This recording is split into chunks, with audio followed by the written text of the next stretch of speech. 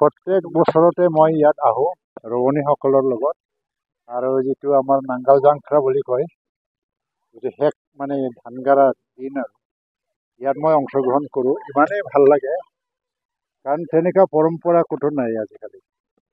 অকল চিমলাত ৰাজহুৱাভাৱে ধান ৰোপণ কৰা এই কাৰ্যসূচী আমি দেখিবলৈ পাওঁ। সেইকাৰণে ইয়াত মই যিকোনো বেলেগৰ প্ৰগ্ৰাম থাকিলেও মই ইয়াত আহি পেলাই কিছু সময়ৰ কাৰণে ভাগ লৈ পেলাই ফূৰ্তি কৰোঁ, চবৰ লগত মন মিলাপ কৰিবলৈ চেষ্টা কৰোঁ। এই সংস্কৃতিটো কি হয়, এটা পৰম্পৰাগত সংস্কৃতি হয়, ধৰি ৰাখিব পাৰিলে বেয়া নহয়। মেকানাইজেশ্যনৰ যুগত এইবিলাক নোহোৱা হৈ গৈছে, কিন্তু আমি এইবিলাককো ক'তবা নহয় ক'তবা ধৰি ৰাখিব লাগে। তো আমাৰ ধান ৰোৱাটো কি হ'ল, আমি এক বছৰৰ পৰা কাৰণে আমাৰ যিটো খাদ্য নিজে নিজে উৎপাদন কৰি পেলাই আমি ধন ভঁৰালত জমা থওঁ আৰু এনেকৈ আমাৰ খাদ্যৰ অভাৱ নহয়। এই পৰম্পৰাই আমাৰ গ্ৰাম্য অৰ্থনীতিৰ বুনিয়াদটো মজবুত কৰাৰ ক্ষেত্ৰত যথেষ্ট সহায় কৰিছে। বাহিৰৰ পৰা লেবাৰ আনি পেলাই ধান গাৰা আৰু নিজে গাঁৱৰ মানুহ ওলাই পেলাই এই কামটো কৰা, এইটো স্বাৱলম্বী হোৱাৰ এটা নিদৰ্শন। আৰু সেইকাৰণে চিমলা গাঁৱৰ ৰাইজলৈ মোৰ সদায় শ্ৰদ্ধা থাকে মনত, আৰু সেই থকাৰ কাৰণে মই আজি তেওঁলোকে মোক যেতিয়াই মাতে তেতিয়াই মই আহি পেলাই অংশগ্ৰহণ কৰোঁ।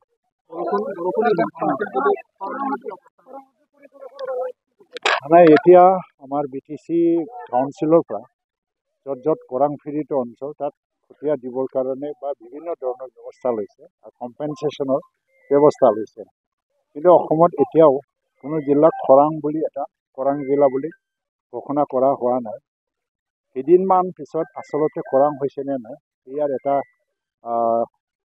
যিটো ছাৰ্ভে এটা ৰিপৰ্ট আহি যাব আৰু অসম চৰকাৰ তাৰ কাৰণে ব্যৱস্থা ল'ব। এতিয়া বৰুণ দেৱতালৈ মোৰ সদায় মই পূজা কৰিমেই যে এতিয়া বৰষুণ আহি গৈছে, মানুহ ধান কাঢ়িবলৈ এটা সুযোগ পাইছে। বিটিআৰ অঞ্চলত বেছিভাগ অঞ্চলত ধান কাঢ়াটো ইমান ব্যাহত হোৱা নাই, কিন্তু কেইটামান এৰিয়াত খুব বেয়াকৈ আঘাত হৈছে।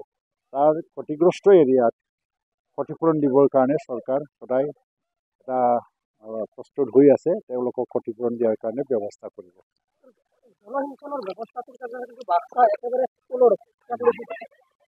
জলসিঞ্চনটো বেলেগ ডিপাৰ্টমেণ্টে চায়, মই কিন্তু ছয়েল কনজাৰ্ভেশ্যন ডিপাৰ্টমেণ্টৰ পৰা যিটো এটা ভূমি সংৰক্ষণ, সেইটো কাৰণে ইয়াত বহুতকেইটা মই আঁচনি ল'লোঁ। এটা ডিপাৰ্টমেণ্টৰ পৰা 4টা বছৰ যিমান সম্ভৱ বেলেগ ডিষ্ট্ৰিক্টত মই লোৱা নাই, ইয়াত এই ডিষ্ট্ৰিক্টতে বেছিভাগে লৈছোঁ।